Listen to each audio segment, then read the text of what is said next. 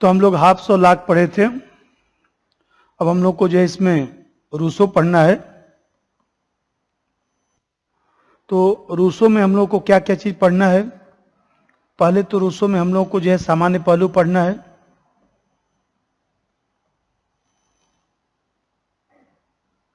फिर इसके बाद रूसो की किताबों के बारे में जानना है। फिर इसका रूसो का जो है सामाजिक समझौता सिद्धांत पढ़ना है। सामाजिक समझौता सिद्धांत में जो है एक तो इसका जितना भी सामान्य पहलू है उसको समझना है। फिर सामाजिक समझौता सिद्धांत की विशेषता जानना है। फिर इसकी समस्या जानना है। और फिर इसके बाद जो है इसमें हम लोग को जनरल विल पढ़ना है, सामान्य इच्छा। सामान्य इच्छा पढ़ना है, जनरल विल।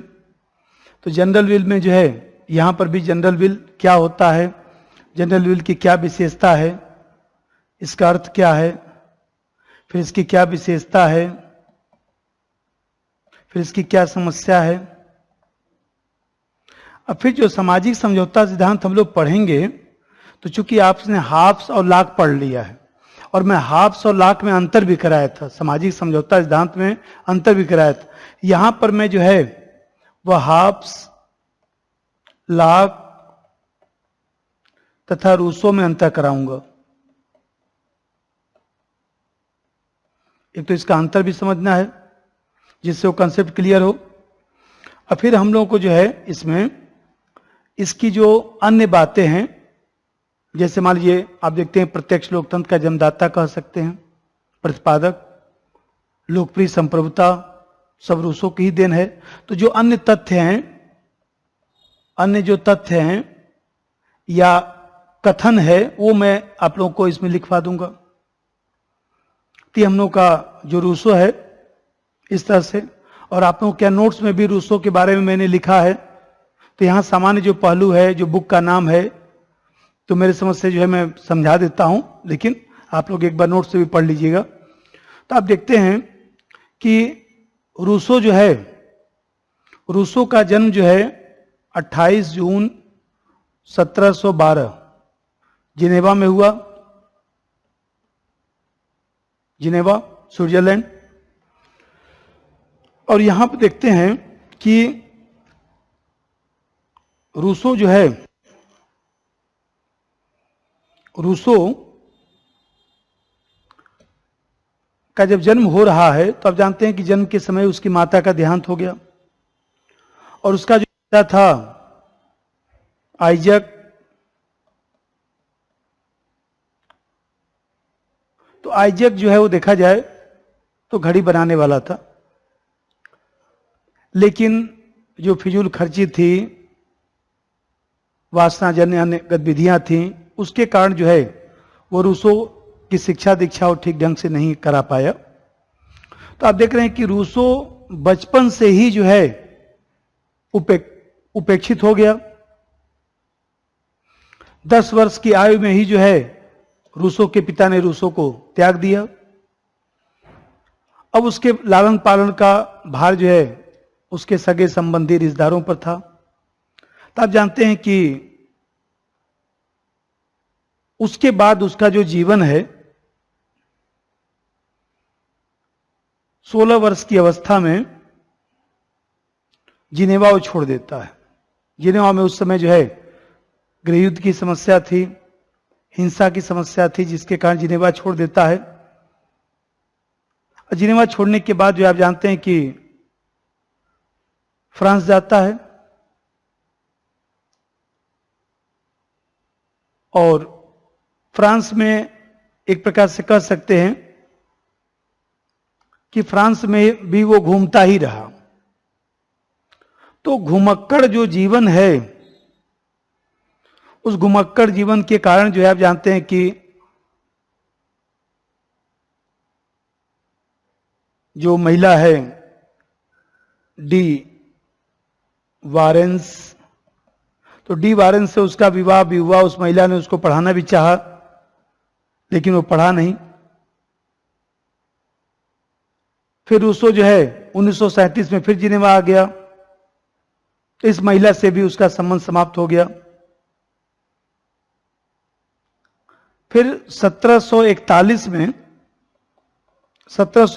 में रूसो जो है फ्रांस के राजदूत के सचिव के रूप में नौकरी शुरू किया, लेकिन उसका स्वभाव अस्थिर था, वहां पर भी नौकरी नहीं किया, नौकरी से निकाल दिया गया। फिर रूसो फ्रांस लौट कर आ जाता है।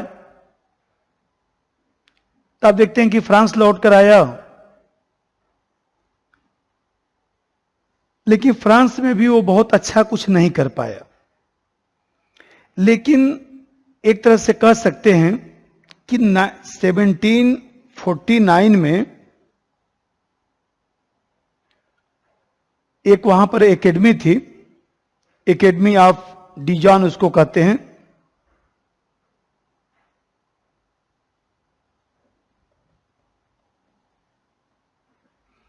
एकेडमी ऑफ डिजान में एक निबंध प्रतियोगिता का आयोजन हुआ। उसका विषय था विज्ञान और कला की प्रगति ने नैतिकता को भ्रष्ट किया है या आगे बढ़ाया है। रूसो उस प्रतियोगिता में भाग लिया और आप जानते हैं कि रूसो जो है प्रथम स्थान प्राप्त किया। इसके कारण रूसो की गिनती बुद्धिजीवियों में होने लगी, बुद्धिजीवियों की श्रद्धा का भी पात्र बन गया। और उसने इस निबंध में बताया कि मनुष्य अच्छा प्राणी है, इस सभ्यता संस्कृति ने मनुष्य को जो है बिगाड़ दिया है, असभ्य बना दिया है। अब जानते हैं कि दूसरा एक निबंध प्रतियोगिता था, असमानता की उत्पत्ति और उसका मूल कारण। रूसो ने जो है वैयक्तिक संपत्ति, निजी संपत्ति को जो है असमानता का मूल कारण माना। लेकिन उस जमाने में राजतंत्र था, धनिक समाज था, धनी लोगों का समाज पर प्रभाव था, जिसके कारण उसको कोई पुरस्कार मिला नहीं। अब रूसो के हृदय में इन घटनाओं का बड़ा प्रभाव पड़ा। रूसो को लगा कि हमारी गिरफ्तारी न हो जाए, उसने पेरिस छोड़ दिया, फिर घूमने लगा। तो आप देखते होंगे कि अंततः 1766 में 1766 में डेविड ह्यूम, तो आप देखते हैं कि डेविड ह्यूम के शरण में वो आया, ब्रिटेन छोड़कर फ्रांस में आ गया। लेकिन कहीं ना कहीं जो है ह्यूम से भी उसकी अनबन रही। इस तरह से उसका जीवन सब ऐसे ही चला है। तो उसने जो किताब लिखा, आप जानते हैं कि उसकी 3-4 जो किताबें हैं बहुत महत्वपूर्ण हैं। उन किताबों में जैसे मैं 2-4 किताब का नाम लिखता हूं, आप लोग के नोट्स में सब किताब लिखा भी हूं। जैसे इसका जो बुक है, तो एक किताब है सोशल कॉन्ट्रैक्ट, जो बहुत फेमस है।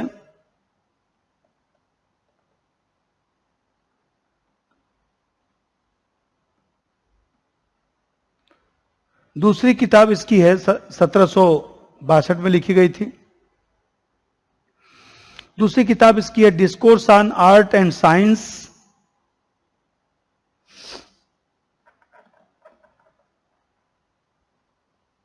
Discourse on art and science 1749 में किताब आई थी। इसी प्रकार से इसकी किताब है discourse on the origin of inequality. Discourse on the origin of inequality 1755 में किताब आई। डिस्कोर्स ऑन पॉलिटिकल इकोनॉमी भी इसकी किताब बहुत महत्वपूर्ण है।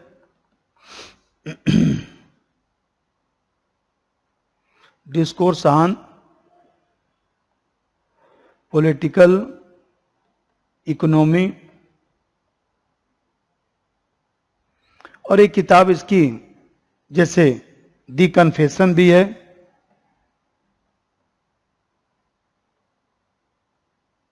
दी कन्फेशन। तो इसकी छोटी मोटी बहुत सारी किताबें हैं। एक है न्यू हेलाइज, एक किताब और भी है इसकी, दी डायलॉग।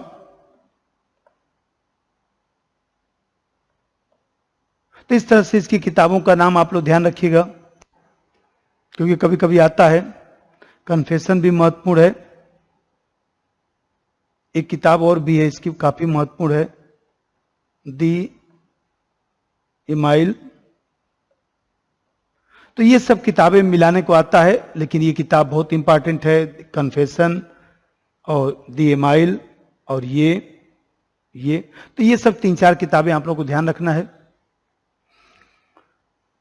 अब इसमें हम लोग को सबसे पहले पढ़ना है इसका जो है सामाजिक समझौते का सिद्धांत, उस पर हम लोग चर्चा करेंगे। और उसका जीवन परिचय एक बार थोड़ा सा और भी पढ़ डालिएगा, लिखा होगा आप लोगों के नोट्स में, जो आप लोगों को नोट्स मिला है उसमें जो है ये जो पॉलिटिकल थॉट है उसका 2 नोट्स होगा।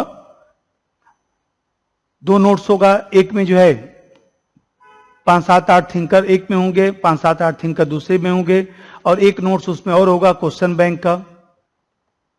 क्वेश्चन बैंक का भी एक नोट्स है। तो क्वेश्चन बैंक का जो नोट्स है उसमें जो है टॉपिक पर आपको होगा 3-3, 4-4 थिंकर का ऐसे मिलाकर क्वेश्चन बनाया गया है। तो हजारों क्वेश्चन उसमें होंगे, तो उसको प्रैक्टिस करना है, जिससे आपको पता चले किस तरह से प्रश्न आते हैं। अब इसमें जो है हम लोग को सबसे पहले जो है, अब जानते हैं कि इसको रूसो को फ्रांस की क्रांति का अग्रदूत भी कहा जाता है। अभी मैं तथ्य लिखवा दूंगा, जैसा पहले आप लोगों को सामाजिक समझौता सिद्धांत इसका पढ़ाएं।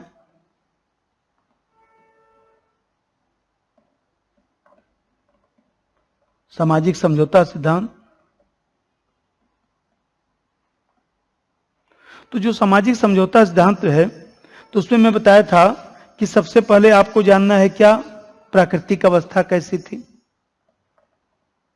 जैसे हाफ सलाह पे बताया था, प्राकृतिक अवस्था के बाद क्या जानना है, मनुष्य का स्वभाव कैसा था। मनुष्य का स्वभाव कैसा था। फिर आपको समझौता किस तरह से किया है, समझौते के बारे में क्या कहता है, समझौते की क्या विशेषता है। और फिर इसका जो है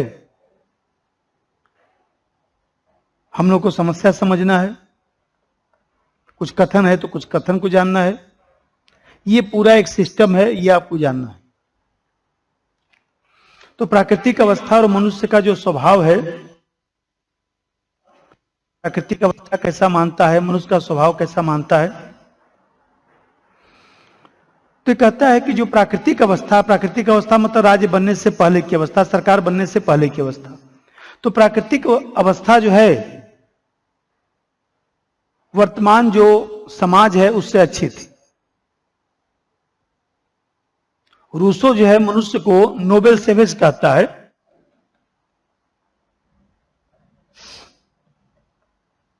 नोबेल सेवेज कहता है, आदर्श बर्बर।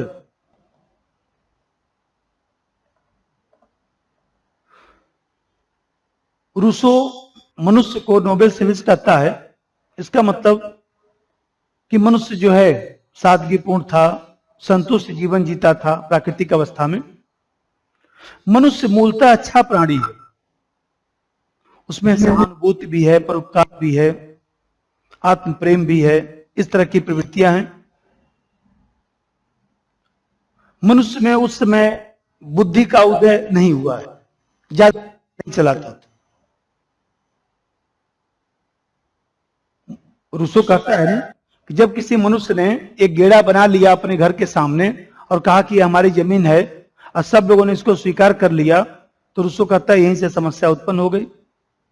तो जब बुद्धि का व्यक्ति प्रयोग करना शुरू किया तो व्यक्तिगत संपत्ति की भावना उत्पन्न हुई।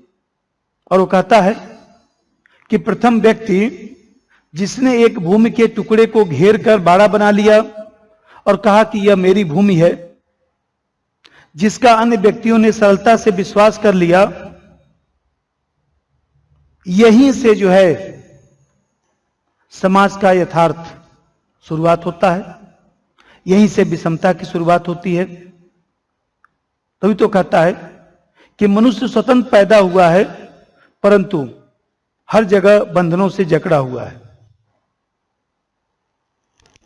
वो कहता है कि जनसंख्या में वृद्धि होने लगी, विज्ञान तकनीक का प्रयोग होने लगा, सभ्यता संस्कृति का प्रयोग होने लगा। इन सब चीजों ने जो प्राकृतिक अवस्था थी, जो नोबल सेवेज की अवस्था थी, जो सादगी की अवस्था थी, वो समाप्त हो गई। तभी तो उसने कहा, रूसो ने लिखा कि जो मनुष्य चिंतन करता है वह पशु है। जो मनुष्य चिंतन करता है वह पशु है। जो मनुष्य चिंतन करता है वह पशु है, तो रूसो का स्टेटमेंट है। अब थोड़ा सा पहले प्राकृतिक अवस्था के बारे में चाला लिखिए, हेडिंग बनाइए, प्राकृतिक अवस्था।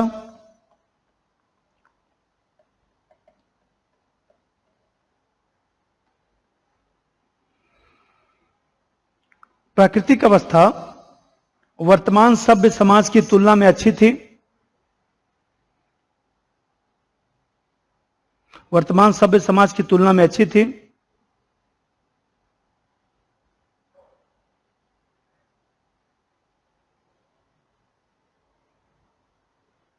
मनुष्य नोबेल सेवेज आदर्श बर्बर नोबेल सेवेज की अवस्था में था।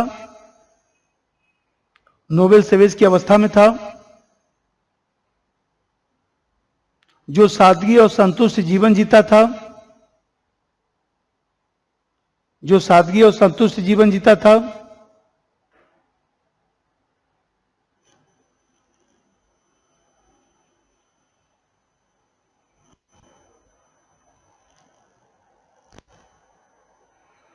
यह पूर्ण स्वतंत्रता और समानता की अवस्था थी।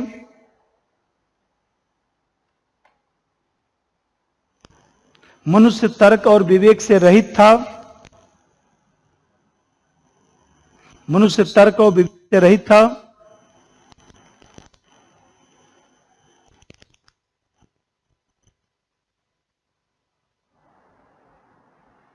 मतलब गोल्डन एज,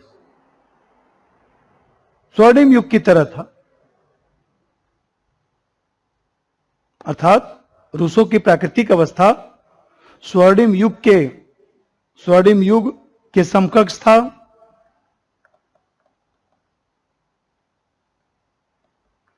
स्वर्णिम युग के समकक्ष था।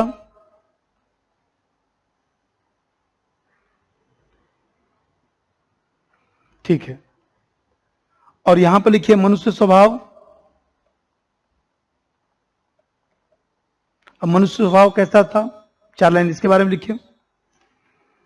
मनुष्य मूलतः अच्छा प्राणी है। उसमें आत्म प्रेम, सहानुभूति, परोपकार की प्रवृत्तियां होती हैं।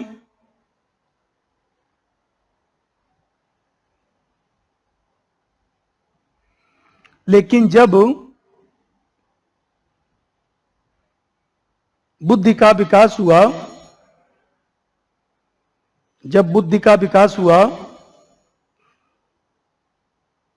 व्यक्तिगत संपत्ति की भावना का जन्म हुआ,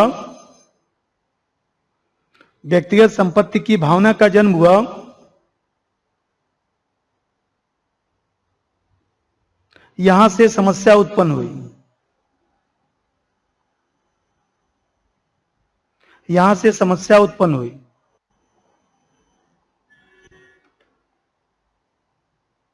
उसी के नीचे रूसो का स्टेटमेंट लिखिए। मनुष्य स्वतंत्र पैदा हुआ है परंतु हर जगह बंधनों से जकड़ा हुआ है, हर जगह बंधनों से जकड़ा हुआ है। और दूसरा स्टेटमेंट जो अभी आप लोगों को बताया था, जो मनुष्य चिंतन करता है वो पशु है, जो ज्यादा दिमाग लगाता है वो पशु है, जो मनुष्य चिंतन करता है वो पशु है।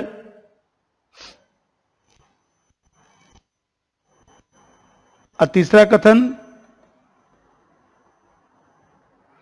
जनसंख्या में वृद्धि एवं विज्ञान सभ्यता संस्कृति आदि प्रवृत्तियों ने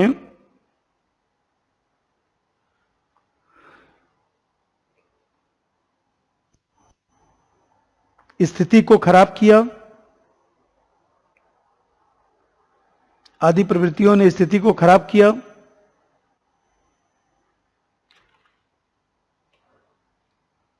अब जैसा समझिए समझौता, तो देखिए समझौता किस तरह से करता है, समझौता क्यों करता है। आप देख रहे हैं कि धीरे धीरे जब विनाश होने लगा, और एक को वो भी स्टेटमेंट आपको लिख लेना चाहिए जो भी बता रहा था कि प्रथम व्यक्ति जिसने एक भूमि के, लिखे तो एक स्टेटमेंट और लिखिए रूसो का, प्रथम व्यक्ति जिसने एक भूमि के टुकड़े को घेर कर, एक भूमि के टुकड़े को घेर कर बाड़ा बनाया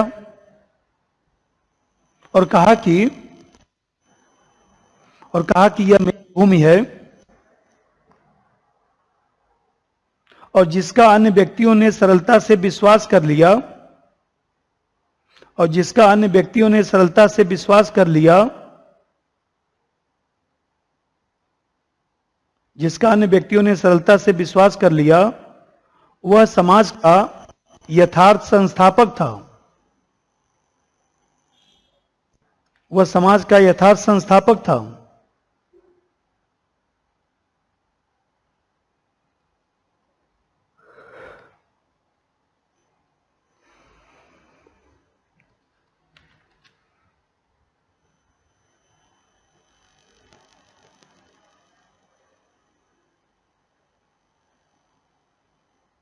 अब जा देखिए, अब ये सामाजिक समझौता, उस पर हम लोग चर्चा करें।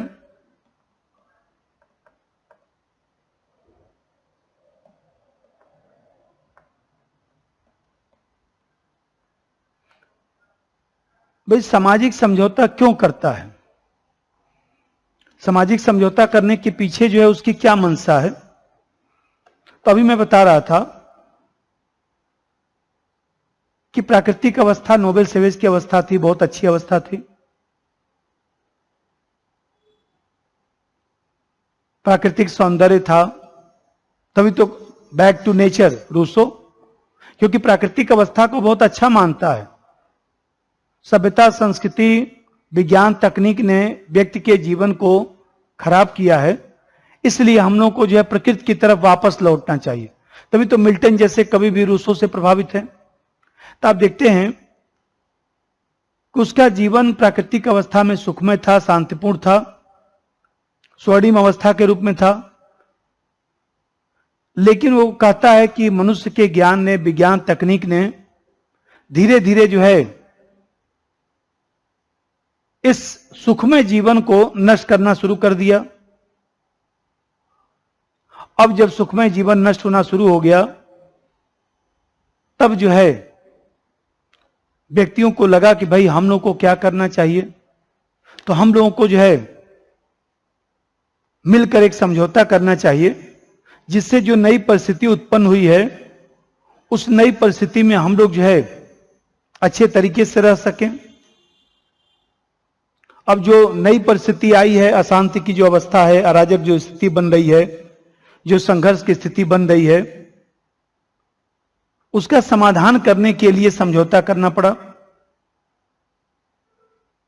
और समझौता करने के लिए आप जानते हैं कि प्रत्येक व्यक्ति जो है, पहले थोड़ा सा बताता हूं भाई समझौता एक एक मैं समझाऊंगा, फिर मैं लिखवा दूंगा विशेषता, सामाजिक समझौते की विशेषता, और जनरल विल अलग से भी पढ़ा दूंगा। तो कहता है कि ये जो विल है ये दो तरीके का, इच्छा दो तरीके की होती है। एक जो है एक्चुअल विल है और एक जो है रियल विल है। एक्चुअल विल का मतलब तात्कालिक इच्छा,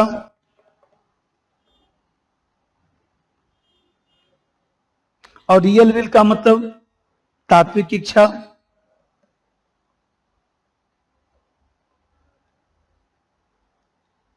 तो ये जो तात्कालिक इच्छा है मनुष्य के स्वार्थ पर आधारित है, तात्कालिक लाभ पे आधारित है। मनुष्य के स्वार्थ तथा तात्कालिक लाभ पर आधारित है।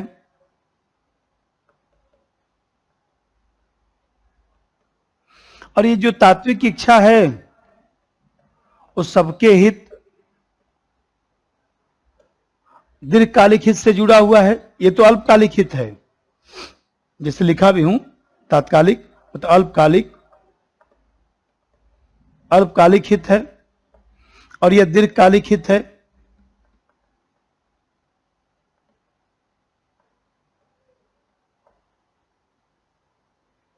यह अंतःकरण की आवाज है।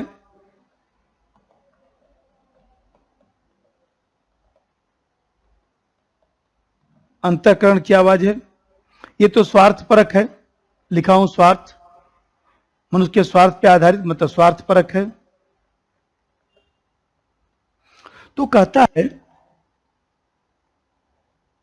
ये जो एक्चुअल विल है, तात्कालिक इच्छा है, वो बाह्य वातावरण पे आधारित है, बाह्य वातावरण पर आधारित।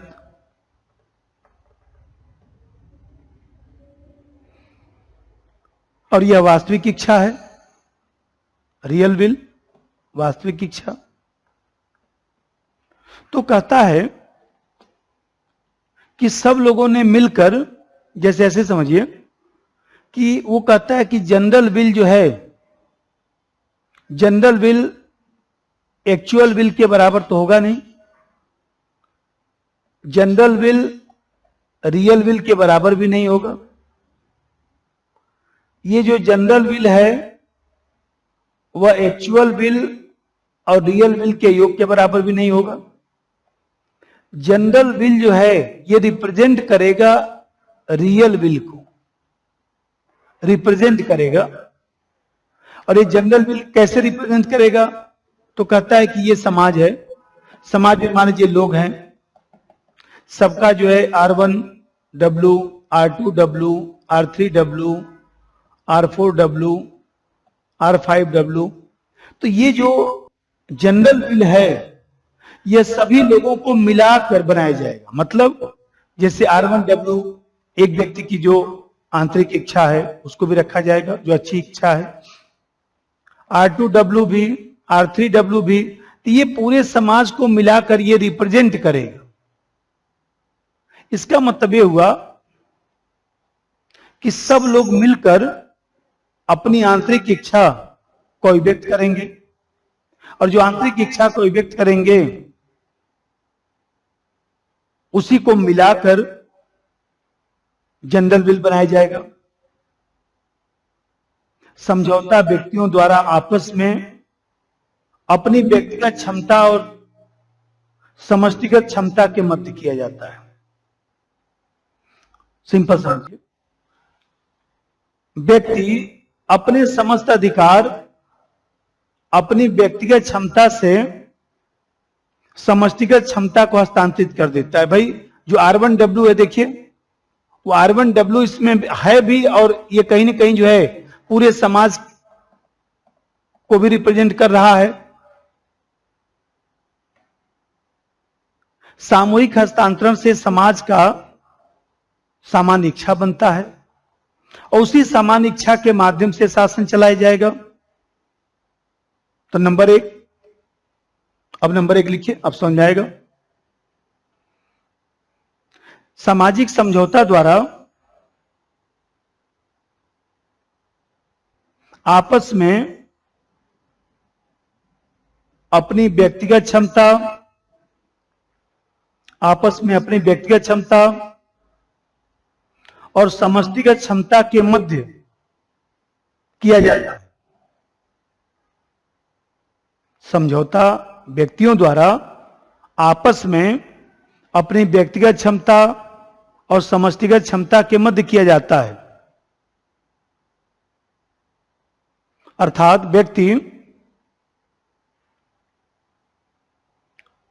व्यक्ति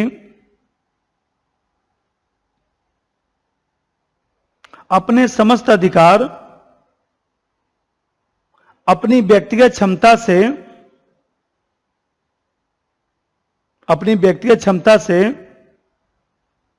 अपनी समष्टिगत क्षमता को हस्तांतरित कर देता है, अपनी समष्टिगत क्षमता को हस्तांतरित कर देता है,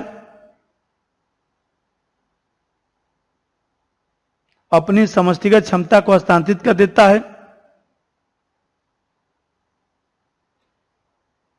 इस तरह सामूहिक हस्तांतरण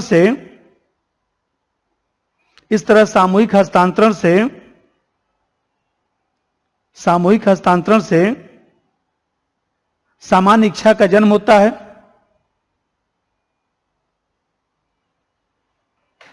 सामान्य इच्छा का जन्म होता है।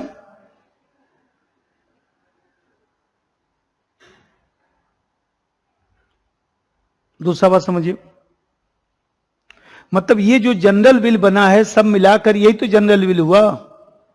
ये जो जनरल विल हुआ सबकी रियल विल को मिलाकर तैयार किया गया। देखिए, जनरल विल इक्वल तो हो ही नहीं सकता है।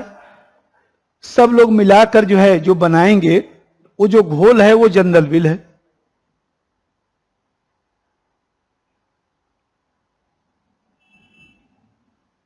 दूसरा देखिए, ये जो जनरल विल बनाया गया है यही कानून बनाएगा, यही कानून का स्रोत है, यह सर्वव्यापी है। और जनरल विल के आदेश का पालन करके व्यक्ति अपनी इच्छा का भी पालन कर रहा है, क्योंकि उसका भी तो रियल विल इसमें मिला हुआ है। भाई R1W जो है इसमें भी तो है, R2W भी तो है, सबका है। यही तो प्रत्यक्ष लोकतंत्र है कि प्रत्यक्ष लोकतंत्र में हम सब लोग मिलकर कानून बना रहे हैं। तो जनरल विल के आदेश का पालन कर व्यक्ति अपनी सदिच्छा का पालन करता है, अपनी रियल विल का पालन करता है। तभी तो कहता है कि जो लोग स्वतंत्र होने से इनकार करेंगे उन्हें बलपूर्वक स्वतंत्र किया जाएगा, फोर्स टू बी फ्री। क्योंकि स्वतंत्रता सामान्य इच्छा में निहित है। आप अपनी इच्छा का पालन नहीं करेंगे तो आपको बाध्य किया जाएगा, क्योंकि आप अपनी जो है रियल विल से मुकर रहे हैं, आप अपने एक्चुअल विल से काम करना शुरू कर रहे हैं, इसलिए आपको जो है रियल विल के अधीन रखा जाएगा। नंबर 2, सामान्य इच्छा सामान्य हित को अभिव्यक्त करता है, कल्याणकारी है। अतः कोई नागरिक यदि इसका विरोध करता है, कोई नागरिक इसका विरोध करता है,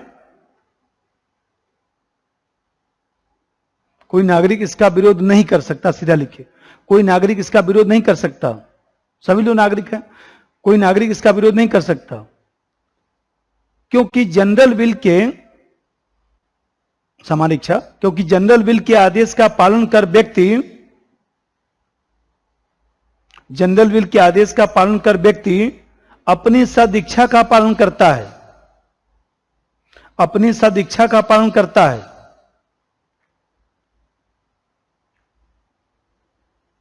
और उसी के नीचे स्टेटमेंट लिखिए रूसो का,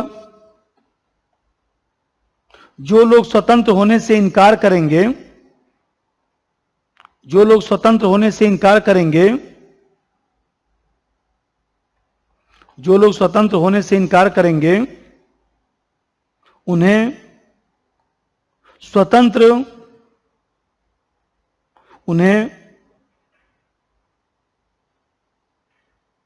उन्हें बलपूर्वक स्वतंत्र किया जाएगा।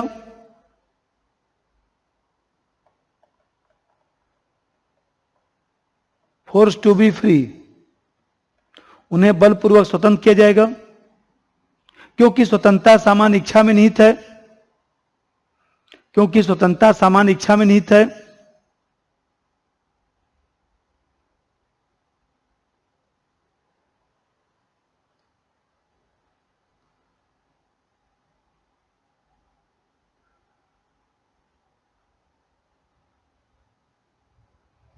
तीसरा बात देखिए भाई, प्राकृतिक अवस्था से छुटकारा पाने के लिए व्यक्तियों ने समझौता किया और सभी ने अपनी संपूर्ण शक्ति कहां पर रख दी? सामान्य इच्छा के सर्वोच्च निर्देशन में रख दिया। तो जो संप्रभुता है वो सामान्य इच्छा में निवास करती है। नंबर 3, प्राकृतिक अवस्था से छुटकारा पाने के लिए, प्राकृतिक अवस्था से छुटकारा पाने के लिए व्यक्तियों ने समझौता किया और सभी ने अपनी संपूर्ण शक्ति सामान्य इच्छा के सर्वोच्च निर्देशन में रख दी। सभी ने अपनी संपूर्ण शक्ति सामान्य इच्छा के सर्वोच्च निर्देशन में रख दी। इस तरह संप्रभुता सामान्य इच्छा में निवास करती है। संप्रभुता सामान्य इच्छा में निवास करती है। भाई वो कहता है बैक टू नेचर, हमारी अज्ञानता, हमारा भोलापन, हमारी गरीबी हमें वापस कर दो, वही हमें सुखी बना सकता है। क्योंकि प्राकृतिक अवस्था को सबसे अच्छी अवस्था मानता है, नोबेल सेवेज की अवस्था मानता है, गोल्डन एज मानता है, इसलिए कहता है बैक टू नेचर। तभी तो उसने एक स्टेटमेंट दिया था, बैक टू नेचर उसी का है। राष्ट्रों का बड़ा होना, राष्ट्रों का विस्तृत होना मानव जाति के दुर्भाग्य का प्रथम और मुख्य स्रोत है। लिख दीजिए, बल्कि रूसो का ही स्टेटमेंट है, रूसो के सामने करके लिखिए। राष्ट्रों का बड़ा होना तथा राष्ट्रों का विस्तृत होना, राष्ट्रों का बड़ा होना तथा राष्ट्रों का विस्तृत होना मानव जाति के दुर्भाग्य का प्रथम और मुख्य स्रोत है, प्रथम और मुख्य स्रोत है, प्रथम और मुख्य स्रोत है। इस तरह से आता है स्टेटमेंट।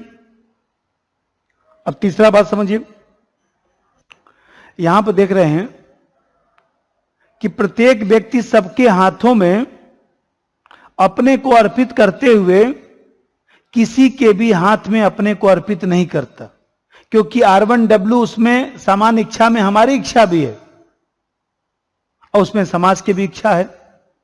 तो सबके हाथों में अपने को अर्पित करते हुए भी किसी के हाथ में अपने को अर्पित नहीं करता। किसका स्टेटमेंट? रूसो। अगला पॉइंट लिखिए, प्रत्येक व्यक्ति समझौते में प्रत्येक व्यक्ति सबके हाथों में, समझौते में प्रत्येक व्यक्ति सबके हाथों में अपने को अर्पित करते हुए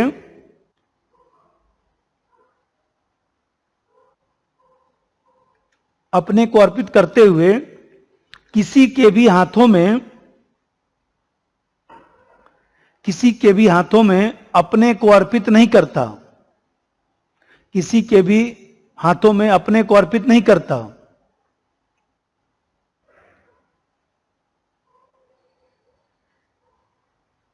अब जरा चौथा बात समझिए, भाई जो सामाजिक समझौता जो रूसों में हो रहा है, दो पक्षों के मध्य संपन्न हुआ।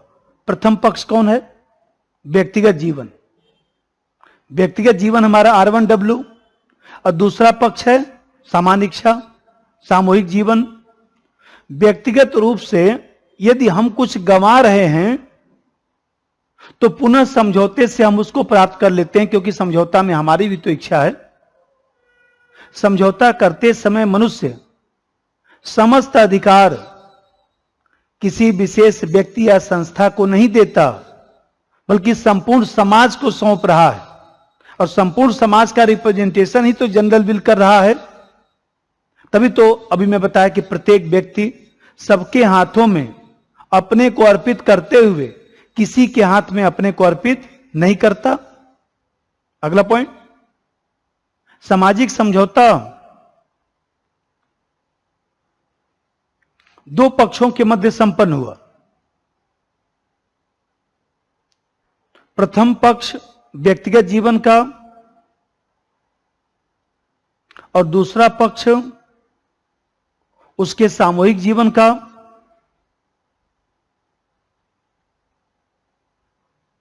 दूसरा पक्ष उसके सामूहिक जीवन का।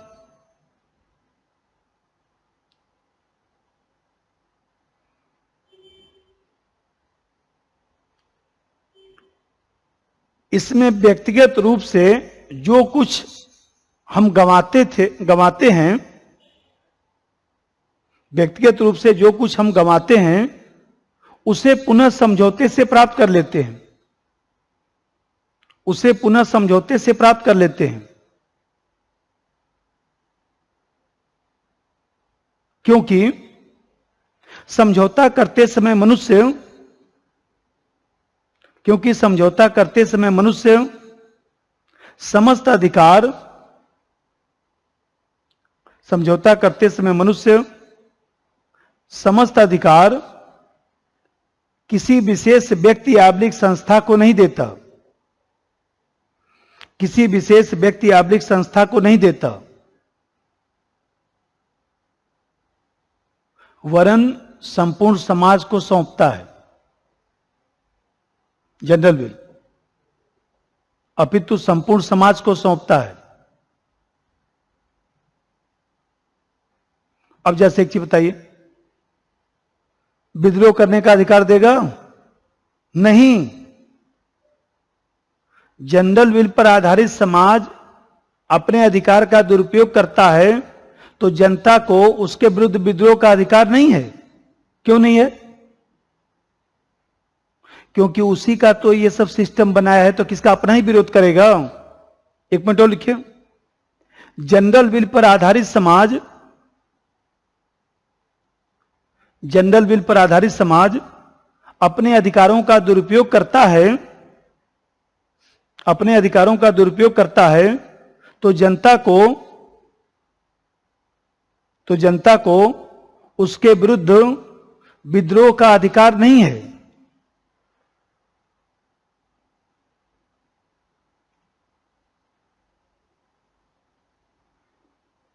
विद्रोह का अधिकार नहीं है। अब जरा देखिए, व्यक्ति की स्वतंत्रता जो है यहां सीमित नहीं होती है। सामान्य इच्छा के निर्देशों के अनुसार कार्य करके वास्तविक दृष्टिकोण से उसका उपभोग करने का वह अधिकार प्राप्त कर लेता है, तो उसकी स्वतंत्रता सीमित नहीं हो रही है, उसकी भलाई के लिए है। एक पॉइंट और लिख दीजिएगा, समझौते से व्यक्ति की स्वतंत्रता सीमित नहीं होती। समझौते से व्यक्ति की स्वतंत्रता सीमित नहीं होती।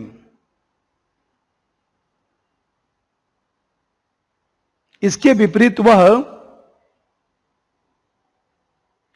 सामान्य इच्छा के निर्देशों के अनुसार कार्य करके, इसके विपरीत वह सामान्य इच्छा के निर्देशों के अनुसार कार्य करके वास्तविक दृष्टि से उसका उपभोग करने का अधिकार प्राप्त कर लेता है। वास्तविक दृष्टि से उसका उपभोग करने का अधिकार प्राप्त कर लेता है। सुन लीजिए, समझौते से सामान्य इच्छा का निर्माण हो रहा है। वह भी मैं बताया कि सामाजिक समझौता किया गया तो उसी समझौते से सामान्य इच्छा बना, और सामान्य इच्छा जो है कल्याणकारी इच्छा है। सामान्य इच्छा ही राज्य की संप्रभु शक्ति का प्रतीक है। व्यक्ति और राज्य के कार्यों का संचालन यहीं से होता है। सामान्य इच्छा ही विधि का स्रोत है, अभी बताया हूं कानून का स्रोत है। तो यहां पर ध्यान रखना है कि रूसो सामाजिक समझौते का समर्थन करता है, किसी राजनीतिक समझौते का नहीं।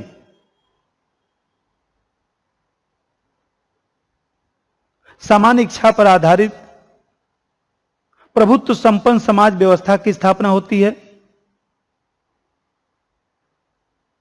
शासन व्यवस्था इस व्यवस्था द्वारा नियुक्त एक प्रक्रम है।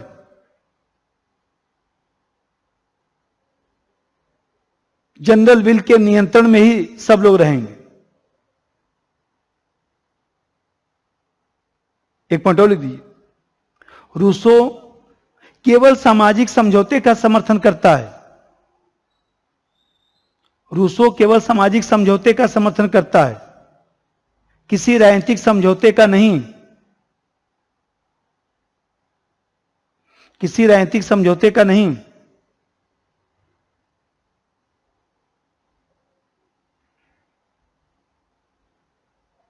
क्योंकि समझौते से शासन व्यवस्था की स्थापना नहीं होती। समझौते से शासन व्यवस्था की स्थापना नहीं होती, वरन सामान्य इच्छा पर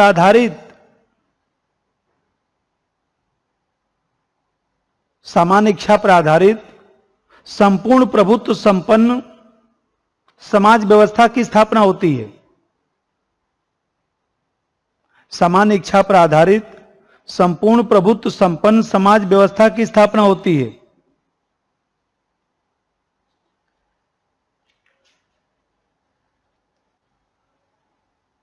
अब जा देखिए, आप देख रहे हैं कि अब ये क्लियर हुआ, अब पढ़ेंगे समझ में भी आएगा। आप देख रहे हैं एक चीज,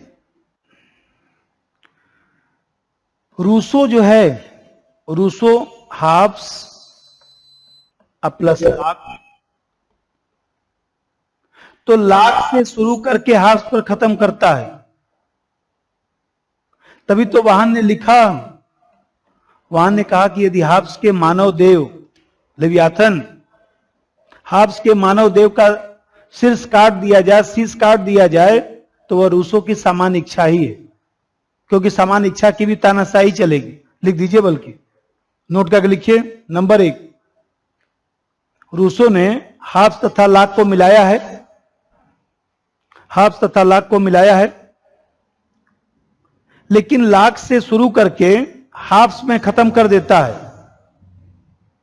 लेकिन लाख से शुरू करके हाब्स में खत्म करता है। उल्टा मत टिक लगाइएगा। लाख से शुरू करके हाब्स में खत्म कर देता है। और वाहन का स्टेटमेंट लिखिए उसी के नीचे।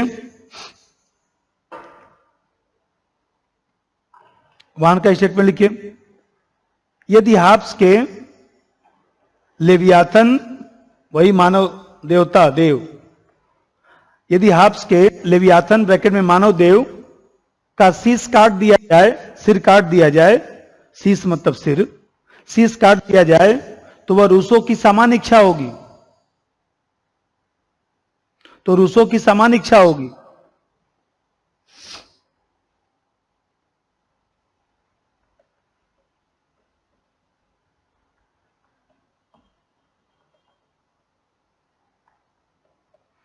एक अर्नेस्ट रीच का कथन है,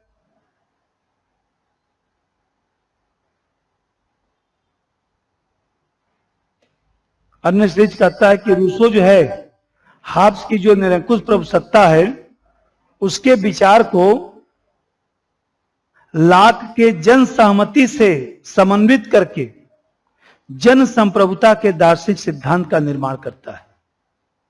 लिख दीजिए अर्नेस्ट रीच का कथन, रूसो हाब्स की निरंकुश प्रभुसत्ता के विचार को, रूसो हाब्स की निरंकुश प्रभुसत्ता के विचार को लाक के जन सहमति के विचार से, लाक के जन सहमति के विचार से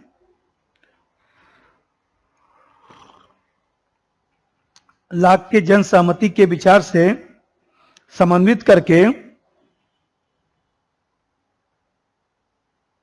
जन संप्रभुता के दार्शनिक सिद्धांत का निर्माण करता है। जन संप्रभुता के दार्शनिक सिद्धांत का निर्माण करता है।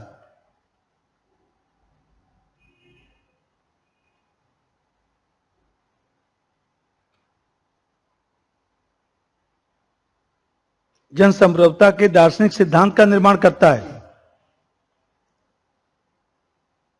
अब देखिए, अब थोड़ा सा समझिए। अब तीनों का मैं अंतर कराऊंगा, लेकिन इसके पहले थोड़ा सा आलोचना मैं बोलता हूं, उसको लिखना नहीं है। भाई प्राकृतिक अवस्था की जो कल्पना कर रहा है वो आदर्शी तो है, काल्पनिक ही तो है। आधुनिक शोध इसका समर्थन तो करता नहीं। ऐतिहासिक दृष्टिकोण से मनुष्य जो है समाज की कभी भी ऐसी सुख शांति की अवस्था में नहीं रहा, एंथ्रोपोलॉजी भी मानता है। तो भाई इसका जो समस्या है, मतलब कि रूसो के समझौता सिद्धांत की आलोचना तो पॉइंट में लिख सकते हैं, एक दो पॉइंट लिख दीजिए मन करे तो, उसमें क्या है। मैं तो आप लोगों को हाफ्स में लाख में खूब लिखवाया था, लिख दीजिए। नंबर 1, प्राकृतिक अवस्था काल्पनिक है, छोटा छोटा पॉइंट लिख दीजिए, व्याख्या लिखने की जरूरत नहीं है।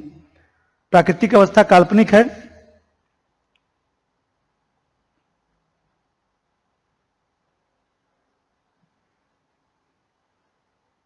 दूसरा जी देखिए,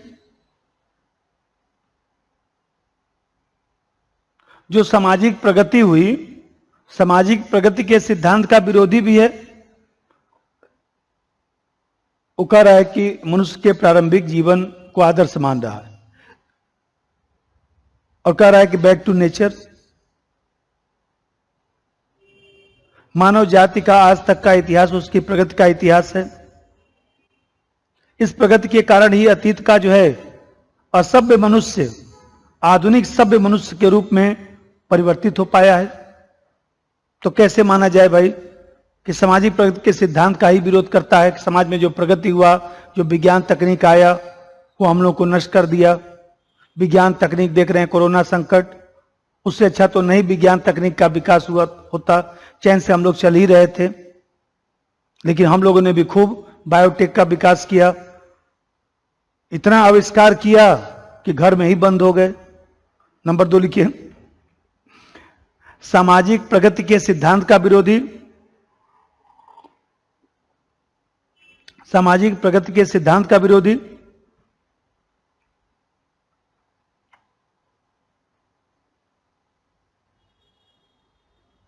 देखिए तीसरा जो समस्या है कि व्यक्ति को रूसो ने सामान्य इच्छा की निरंकुशता के हवाले कर दिया। तभी तो निरंकुशता का भी जन्मदाता रूसो। भाई हीगल भी प्रभावित है तो कांट भी प्रभावित है, सब प्रभावित है इससे। हीगल मुसोलिनी देख रहे हैं, लिंक है। सामान्य इच्छा की तानाशाही, हम वही कर रहे हैं जो आपको करना है, इसलिए मैं तानाशाही कर रहा हूं। नंबर 3, व्यक्ति को रूसो ने सामान्य इच्छा की निरंकुशता के हवाले कर दिया। व्यक्ति को रूसो ने सामान्य इच्छा की निरंकुशता के हवाले कर दिया। सामान्य इच्छा की निरंकुशता के हवाले कर दिया।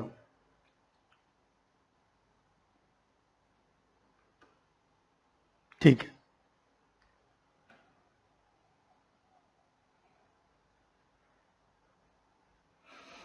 और मैं अभी बता रहा था कि यदि ऐसा कर लिया जाए तो यहीं से तो तानाशाही होती है। जब हम लोग सोचते हैं कि सरकार जो कर रही है हमारे हित में है, और करते करते सरकार तानाशाही करने लगती है, सरकार अत्याचार करने लगती है, अन्याय को बढ़ावा देने लगती है, तो अन्याय की संभावना, अन्याय के पनपने की पूर्ण संभावना उत्पन्न हो जाती है, और जनता ये मानती है कि अच्छा हो रहा है, उसी चक्कर में कहीं न कहीं तानाशाही आ जाता है। ठीक है। अब यहां पर हम लोगों को थोड़ा सा, अच्छा एक चीज और, एक छोटा सा हेडिंग यहां पर बनाइए, जैसे हाब्स आपने पढ़ लिया, लाक पढ़ लिया, अब रूसो भी पढ़ लिया, थोड़ा सा सामाजिक समझौता सिद्धांत। तो सामाजिक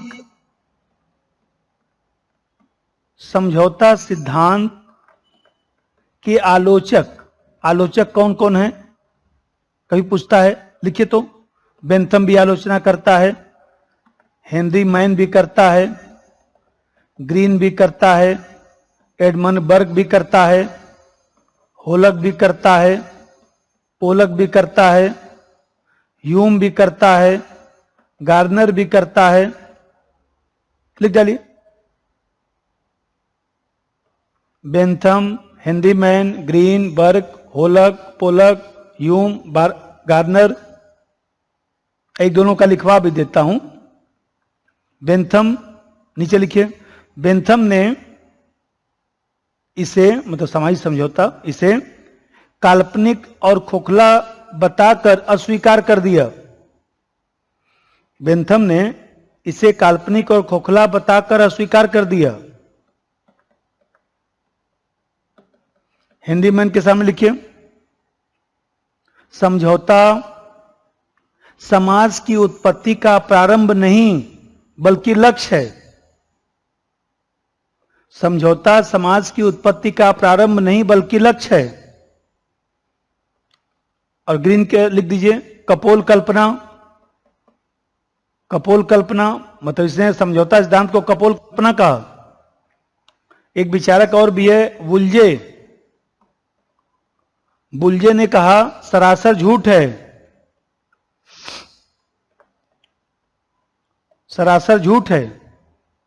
ब्लंसली भी लिखता है, वो भी लिख दीजिए, ब्लंसली।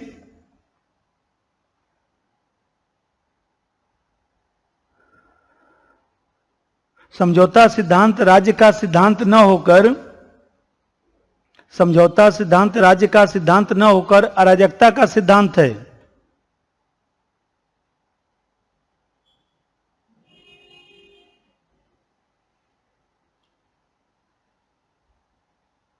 और वाहन में लिख दीजिए, वाहन डैश इस सिद्धांत की इतिहास दर्शन, इस सिद्धांत की इतिहास दर्शन तथा तर्क की दृष्टि से आलोचना किया है। इस सिद्धांत की इतिहास दर्शन तथा तर्क की दृष्टि से आलोचना किया है। और नीचे जरा सब मैकफरसन का स्टेटमेंट लिखिए तो, मैकफरसन का स्टेटमेंट, सामाजिक समझौता सिद्धांत उस बुर्जुआ चिंतन का प्रतीक है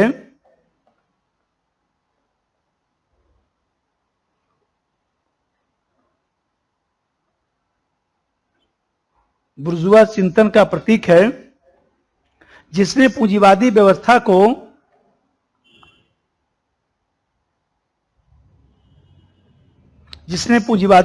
को सर्वमान्य नियम का रूप देने का प्रयास किया।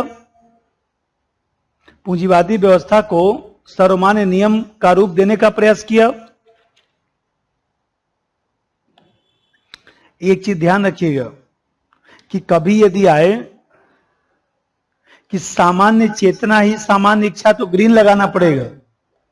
लिख देता हूं, सामान्य चेतना सामान्य चेतना ही सामान्य इच्छा है, तो ग्रीन लगाइएगा, रूसो मत लगा दीजिएगा। कभी पूछे कि लिखिए, मैं लिखवा देता हूं। मान लीजिए रूसो के सामने लिख दीजिए सामाजिक हित की भावना से इच्छा, सामाजिक हित की भावना से इच्छा।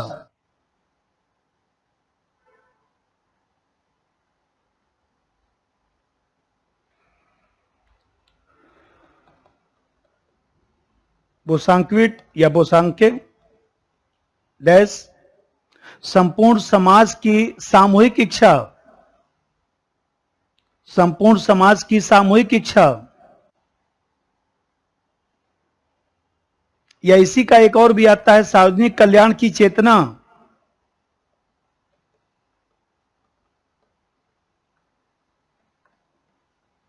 सार्वजनिक कल्याण की चेतना, यही टिक लगाइएगा। बोसांक्विट या बोसांके हिंदी बोलते हैं।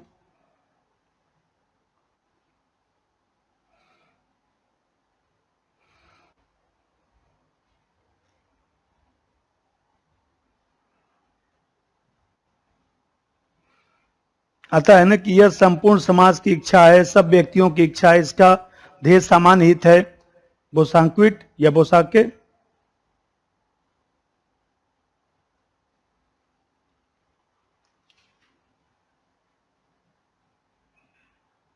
अब चलिए, अच्छा तीनों में अंतर करा दें, ऐसे बनाइए तो वो जल्दी अब समझ में आएगा। तो तीनों पढ़ लिए हैं तो जल्दी समझ में आएगा। यहां ऐसे बनाइए, कॉपी पलट के बनाइए ऐसे। यहां लिखिए आधार, यहां लिखिए हाफ्स, उस दिन बताया था हाफ्स लाख पढ़ाकर। यहां लिखिए लाख और यहां लिखिए रूसो। अब मान लीजिए एक एक आधार लेकर 4-5 में आलोचना कराता हूं, मतलब कि तुलनात्मक अध्ययन कराता हूं। जैसे मानव स्वभाव, मानव स्वभाव, अब हाफ्स का मानव स्वभाव लिखिए। मनुष्य स्वार्थी, लोभी, अहंकारी तथा युद्धप्रिय है। पढ़ा चुका हूं। मनुष्य स्वार्थी, लोभी, अहंकारी तथा युद्धप्रिय है। और लाख में लिखिए सामाजिक सहयोगी तथा स्वतंत्रता प्रेमी है, सामाजिक सहयोगी तथा स्वतंत्रता प्रेमी है, सामाजिक सहयोगी तथा स्वतंत्रता प्रेमी है।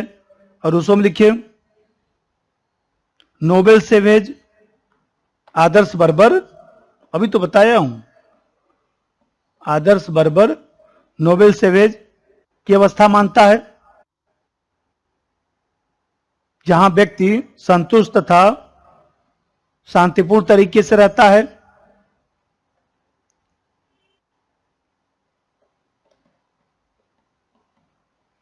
अब प्राकृतिक अवस्था में चलिए अंतर करिए। हाफ्स में देखिए, उसने बताया था कि हाफ्स की प्राकृतिक अवस्था युद्ध की अवस्था है, माइट डाइट की अवस्था है, जहां व्यक्ति का जीवन एकांगी है, दिनहीन है, पाशविक है, क्षणिक है। हाफ्स में लिखिए प्राकृतिक अवस्था युद्ध की अवस्था है, प्राकृतिक अवस्था युद्ध की अवस्था है, जहां जीवन एकाकी, दीनहीन तथा पाशविक है।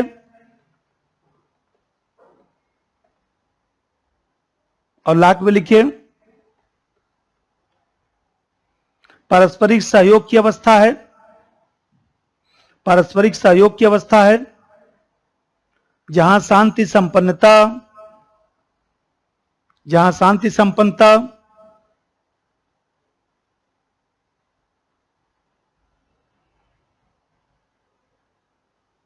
सहयोग, सामाजिकता की स्थिति है। लाख में ही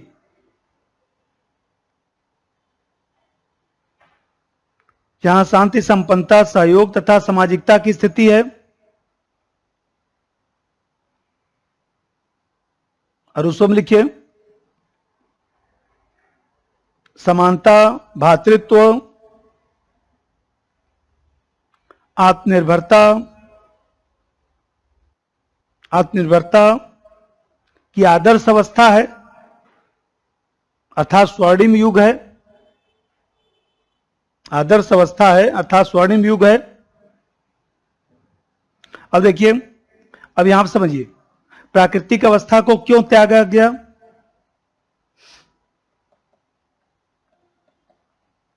प्राकृतिक अवस्था त्यागने के कारण, अप्राकृतिक अवस्था त्यागने के कारण, तो भाष्य में समझिए, उसने बताया था अराजक की स्थिति, माइट इज राइट, जिसकी लाठी उसकी भैंस, भय की स्थिति था, हाथ में लिखिए, भय आबलिक अराजकता, 60 में लिख दीजिए, भय आबलिक अराजकता। और लाख में उसने बताया था कुछ असुविधा, जो आज हम लोग विधायिका, कार्यपालिका, न्यायपालिका कहते हैं, तो कानून बनाने वाली संस्था नहीं थी, लागू करने वाली संस्था नहीं थी, न्याय करने वाली संस्था नहीं थी, तो कुछ असुविधा थी, ये टिक लगाना पड़ेगा। लाख में लिखिए, कुछ असुविधा थी,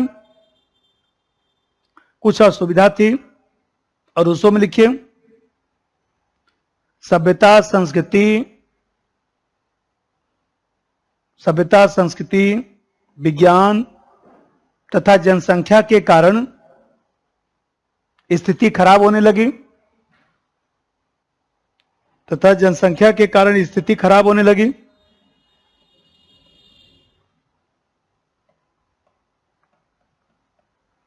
अब समझौता समझिए, ये बताइए कि हाब्स, हाब्स जो है केवल सामाजिक समझौता करता है, सामाजिक समझौता ही करता तो है, राजनीतिक समझौता थोड़ा करता। हाब्स एक ही तो समझौता किया, लिखिए हाब्स में केवल सामाजिक समझौता करता है, अर्थात केवल एक समझौता। और लाख में सामाजिक तथा राजनीतिक दो समझौता करता है, लाख में सामाजिक तथा राजनीतिक दो समझौता करता है। और उसो में सामाजिक तथा राजनीतिक दोनों एक ही में है। भाई सामाजिक जो समझौता करके जनरल बिल बन रहा है, उसी में तो राजनीतिक समझौता हो गया। सामाजिक तथा राजनीतिक दोनों एक ही में है।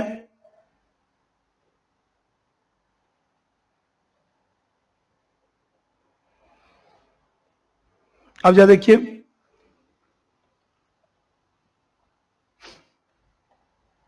समझौता मतलब कि, तो समझौता हो गया सत्ता का स्वरूप, सत्ता का स्वरूप। तो सत्ता का स्वरूप यहां हाब्स में क्या है, सत्ता का स्वरूप हाब्स में क्या है, निरंकुश शासन, निरंकुश राजतंत्र का समर्थन करता है। लिखिए, निरंकुश शासन आबलिक राजतंत्र का समर्थन।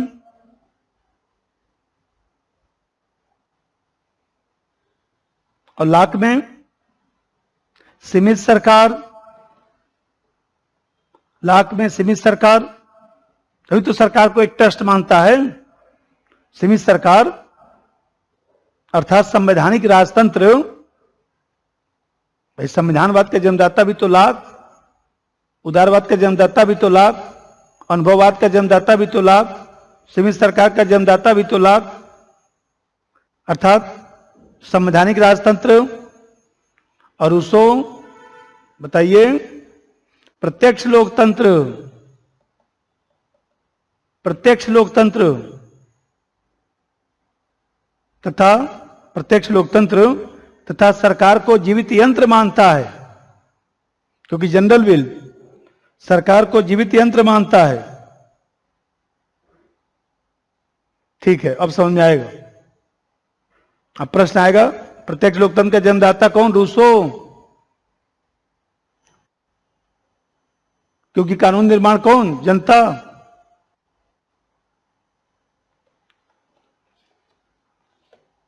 ठीक है, अब जा चलिए, ये तो क्लियर हो गया। अब हम लोग पढ़ते हैं सामान्य इच्छा।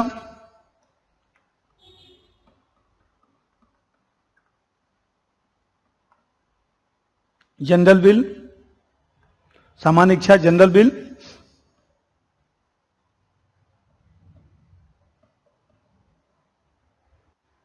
तो पहले मैं जनरल विल का अर्थ बताता हूं, फिर जनरल विल की कुछ विशेषता भी लिखवा देता हूं और जनरल विल की आलोचना भी करा देता हूं। अब ये क्लियर हो जाएगा। तो मैं बता रहा था सामान्य इच्छा।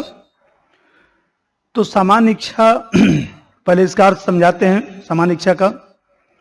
तो ये जो मैं बता रहा था आपको,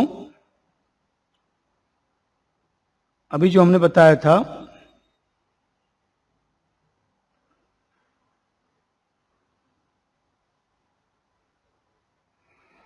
कि वो कहता है कि विल दो तरह का होता है, एक एक्चुअल विल और एक एक्चुअल विल तात्कालिक इच्छा, दूसरा तात्विक इच्छा या वास्तविक इच्छा।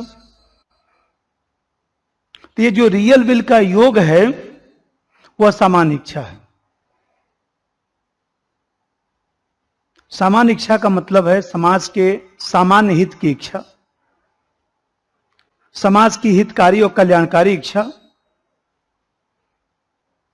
यह समाज में श्रेष्ठतम है, समाज की भलाई पर आधारित है। सामान्य इच्छा का विभाजन नहीं हो सकता। लिखिए, अर्थ लिखिए, लिखवाएं। समझा ही चुका हूं, लिखना है केवल। सामान्य इच्छा का अर्थ लिखिए।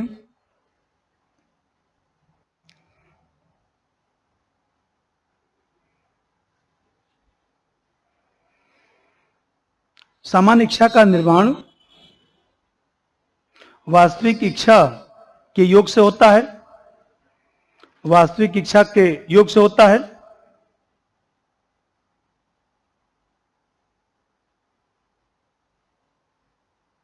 इसकी चर्चा अपनी पुस्तक सोशल कॉन्ट्रैक्ट के दूसरे अध्याय सोशल कॉन्ट्रैक्ट के दूसरे अध्याय में किया है।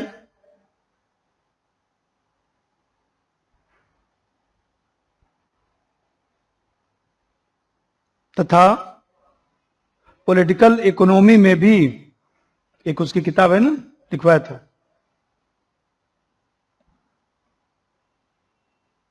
पॉलिटिकल इकोनॉमी में भी चर्चा मिलती है।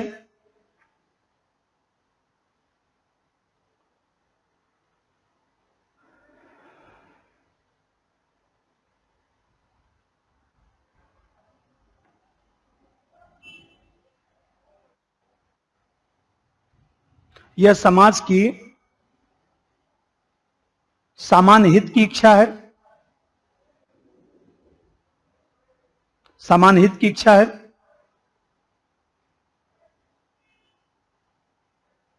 समाज के लिए हितकारी तथा कल्याणकारी है, समाज के लिए हितकारी तथा कल्याणकारी है।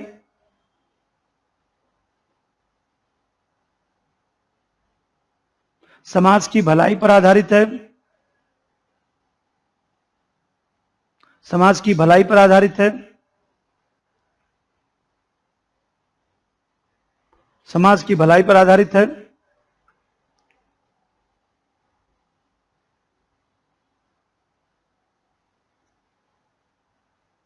साथ ही अदेय है, मतलब दिया नहीं जा सकता है, अदेय है, इसे हस्तांतरित नहीं किया जा सकता,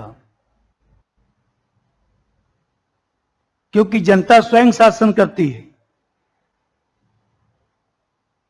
जनता स्वयं शासन करती है। ब्रैकेट में प्रत्यक्ष लोकतंत्र का समर्थन, जनता स्वयं शासन करती है।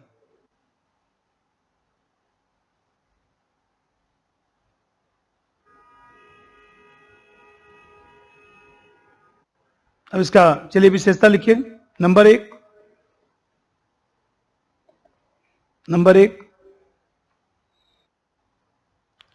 सामान्य इच्छा एकता आवलिक अखंडता का प्रतीक है।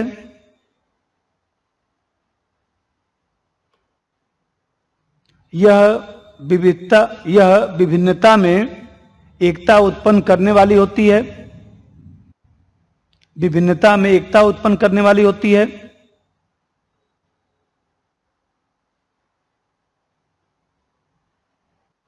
और नंबर 2,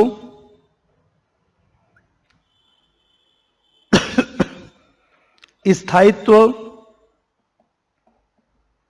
स्थायित्व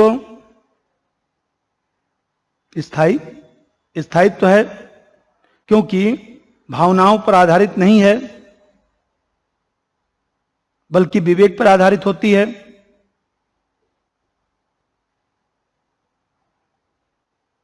इसीलिए रूसो कहता है इसका कभी अंत नहीं होता, वह कभी भ्रष्ट नहीं होती, वह कभी भ्रष्ट नहीं होती, शाश्वत, अपरिवर्तनशील तथा पवित्र होती है। शाश्वत, अपरिवर्तनशील तथा पवित्र होती है।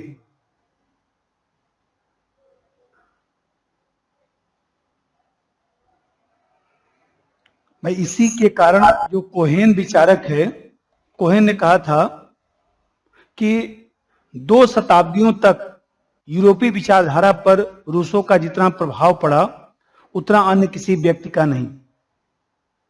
कोहेन ने लिखा कि 2 शताब्दियों तक यूरोपीय विचारधारा पर रूसो का जितना प्रभाव पड़ा उतना अन्य किसी व्यक्ति का नहीं। इसी के कारण, इस जनरल विल के कारण। तीसरी विशेषता समझिए।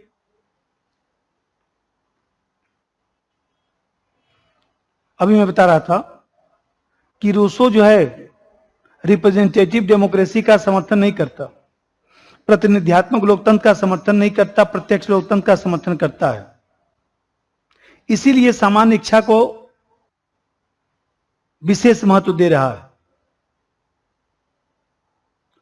और रूसो कहता है कि सामान्य इच्छा का बुनियादी चरित्र प्रतिनिधि मूलक लोकतंत्र नहीं है। प्रतिनिधि मूलक लोकतंत्र बनाने का अर्थ है सामान्य इच्छा का नष्ट होना।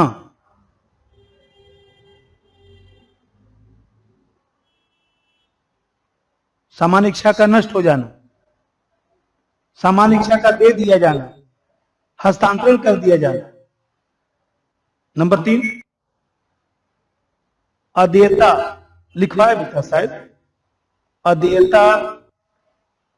अदेयता की स्थिति है,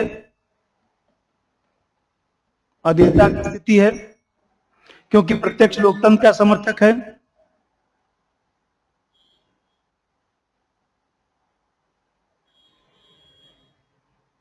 इस तरह रूसो जनप्रतिनिधि नाम का कोई शब्द स्वीकार नहीं करता। रूसो जनप्रतिनिधि नाम का कोई शब्द स्वीकार नहीं करता।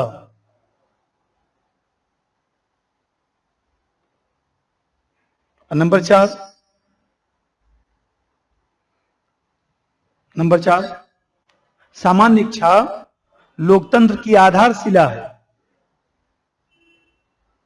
लोकतंत्र की आधारशिला है।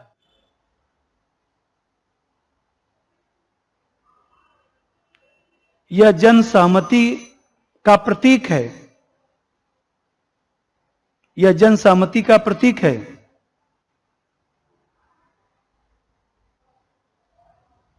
नंबर 5,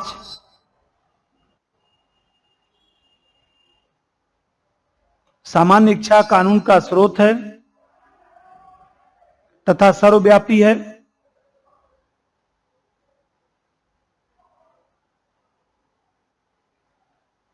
कोई नागरिक विरोध नहीं कर सकता।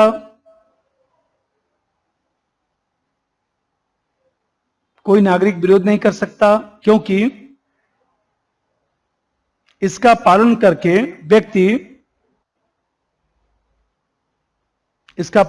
व्यक्ति अपनी सदिच्छा का पालन करता है।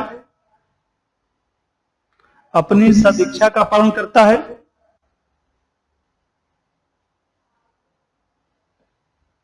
नंबर 6, भाई सामान्य इच्छा हमेशा न्यायोचित भी होती है। अभी मैं बताया कि कल्याणकारी है, न्यायोचित भी है, लोक कल्याण का मूर्त स्वरूप, विवेकपूर्ण होने के कारण न्याय संगतता रखता है। जनता की वाणी है। एक पॉइंट और लिखिए, सामान्य इच्छा सदैव न्यायोचित होती है।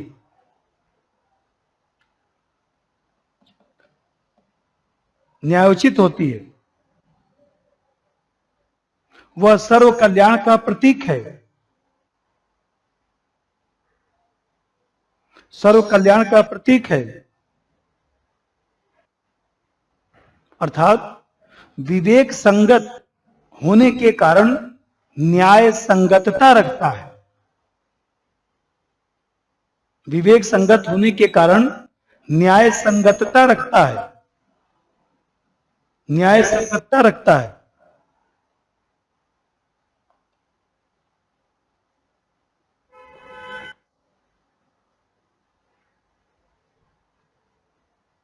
इसीलिए सच्चे लोकतंत्र का प्रतीक मानता है।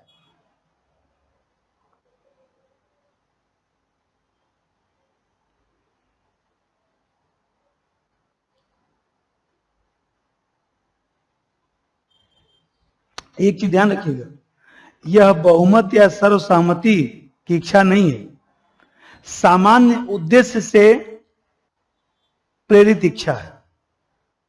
रूसो ने अपनी किताब में लिखा है बात कि भाई क्या सामान्य इच्छा सर्वसहमति या बहुमत का प्रतीक है। तो यहां पर ध्यान रखिए कि रूसो लिखता है कि सामान्यतः सामान्य इच्छा और सामूहिक इच्छा में अंतर होना चाहिए। सामूहिक इच्छा व्यक्तिगत हितों को ध्यान रखती है, विशेष इच्छाओं का योग हो सकता है, लेकिन सामान्य इच्छा केवल सामूहिक और सार्वजनिक हित पर ध्यान रखती है। भले उससे हमारा अहित होता हो, यदि आम जनता का कल्याण होता है तो वो जो है सामान्य इच्छा है।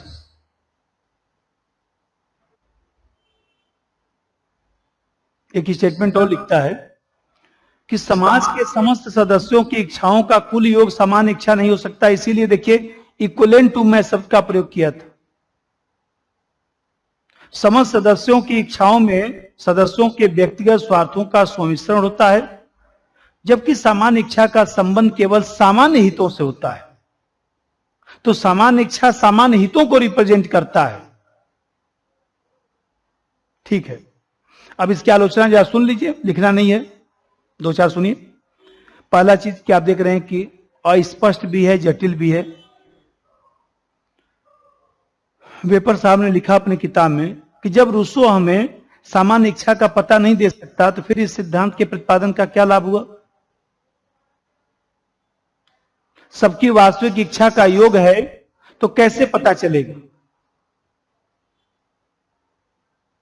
वेपर साहब ने लिखा कि रूसो हमें ऐसे अंधकार में छोड़ देता है जहां हम सामान्य इच्छा के बारे में अच्छी तरह सोच ही नहीं सकते।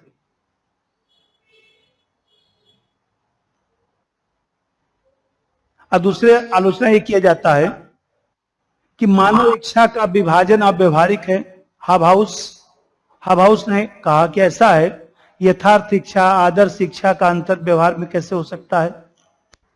कैसे हम समझेंगे कि हमारी ये वास्तविक इच्छा है, ये तात्कालिक इच्छा है। हर मनुष्य समझ भी नहीं सकता, लोक कल्याण की पहचान भी नहीं किया जा सकता, और ऐसा हम करेंगे तो राज्य की निरंकुशता का समर्थन भी हो जाएगा। तभी तो रसेल, ब्राउन, मुरे, इस तरह के विचारकों ने जो है रूसो को अधिनायकवादी दार्शनिक कहा है कि अधिनायकवाद को बढ़ावा देता है।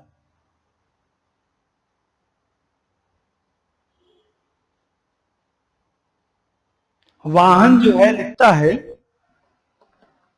वाहन लिखता है कि ऐसा है,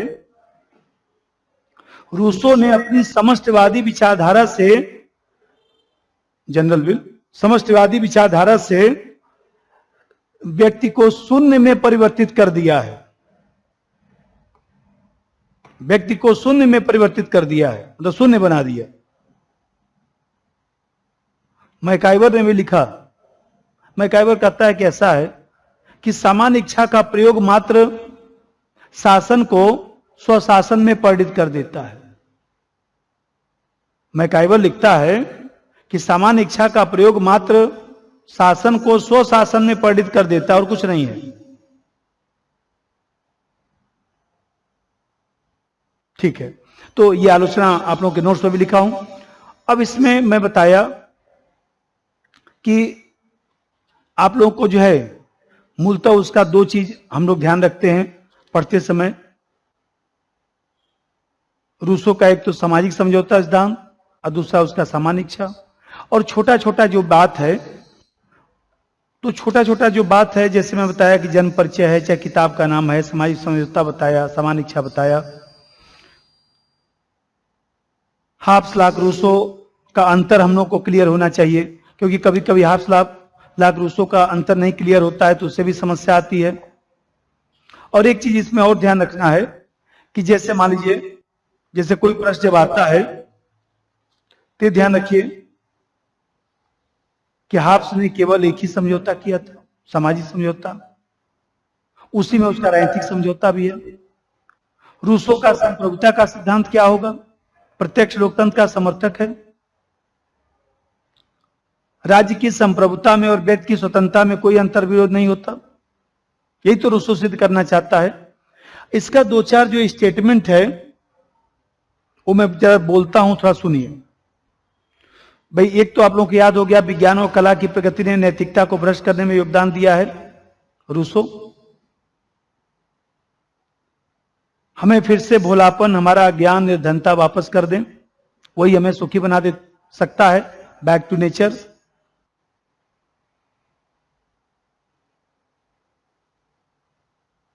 और सामान्य इच्छा जो है राष्ट्रीय चरित्र में एकता उत्पन्न करती है, उसे स्थिर रखती है, रूसो।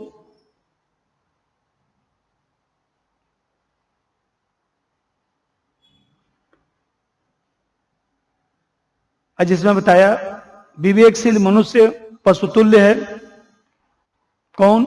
रूसो। प्रत्यक्ष लोकतंत्र का समर्थन करता है, जन संप्रभुता का सिद्धांत दिया, जन संप्रभुता का सिद्धांत दिया। इसका मतलब सरकार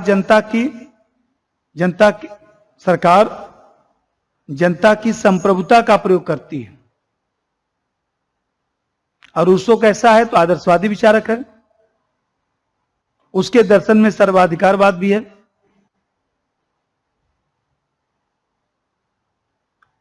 एक दो स्टेटमेंट लिखवा देता हूं, जैसा बारकर का स्टेटमेंट लिखे तो आ सकता है, काफी अच्छा स्टेटमेंट है बारकर का। रूसो सर्वाधिकारवादी विचारक है, रूसो सर्वाधिकारवादी विचारक है।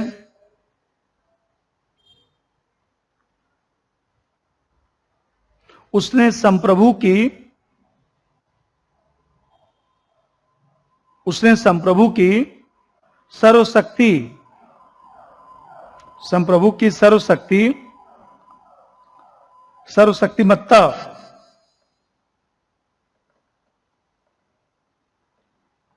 सर्वशक्तिमत्ता पर कोई प्रतिबंध नहीं लगाया।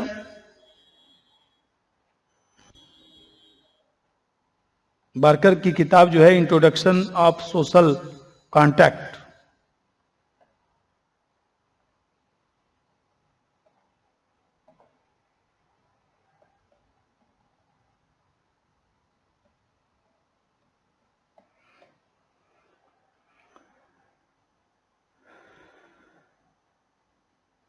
और सेबाइन ने भी रूसो के महत्व के बारे में एक स्टेटमेंट लिखा है, वो भी लिख दीजिए।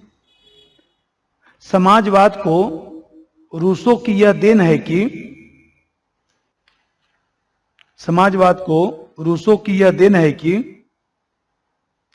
कि एक सामान्य धारणा के रूप में समस्त अधिकार, जिसमें संपत्ति का अधिकार भी शामिल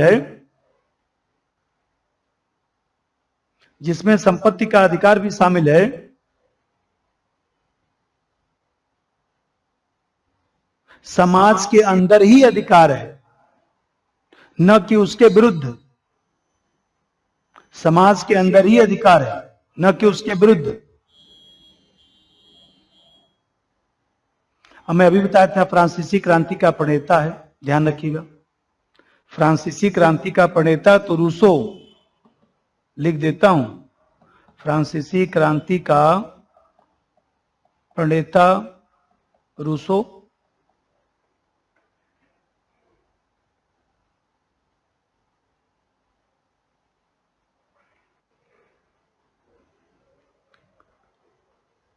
और एक विचारक है मुरे,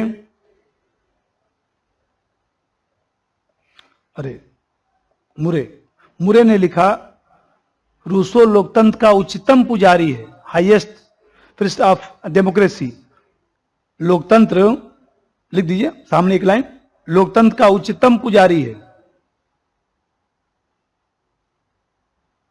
लोकतंत्र का उच्चतम पुजारी है। एक दो आलोचक का भी लिखवाते हैं। वाल्टेयर आलोचना करते हुए लिखता है, वाल्टेयर, सोशल कॉन्ट्रैक्ट को पढ़कर उसे हाथ और पैर के बल चलने की इच्छा होती है।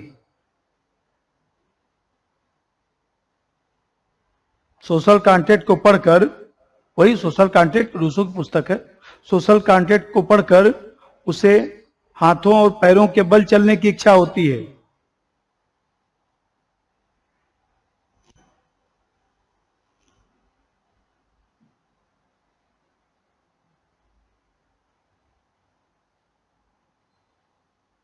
आप वाल्टियर में ही लिख दीजिएगा, रूसो के समान इच्छा की तुलना बंदर से किया है, रूसो के समान इच्छा की तुलना बंदर से किया है।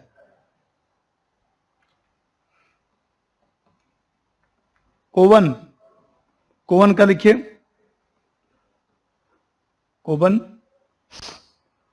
कोवन के सामने लिखिए, कोई भी प्रसिद्ध लेखक रूसो से अधिक विरोधपूर्ण नहीं है।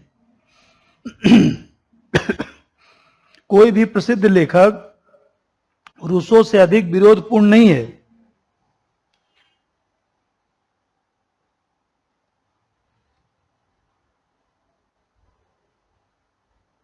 और डनिंग का स्टेटमेंट, डनिंग, रूसो ने राष्ट्रीय राज्य के सिद्धांत का पोषण किया, रूसो ने राष्ट्रीय राज्य के सिद्धांत का पोषण किया और राष्ट्रभक्ति के आदर्श को प्रस्तुत किया, और राष्ट्रभक्ति के आदर्श को प्रस्तुत किया।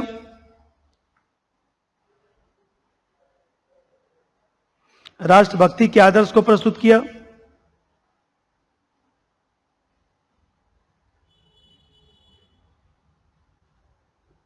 ठीक है, और भी स्टेटमेंट आप लोगों के नोट्स पे लिखा होगा, उसको आप पढ़ लीजिएगा। अब एक रूसो सामान्य समझ बन गया ना। धन्यवाद।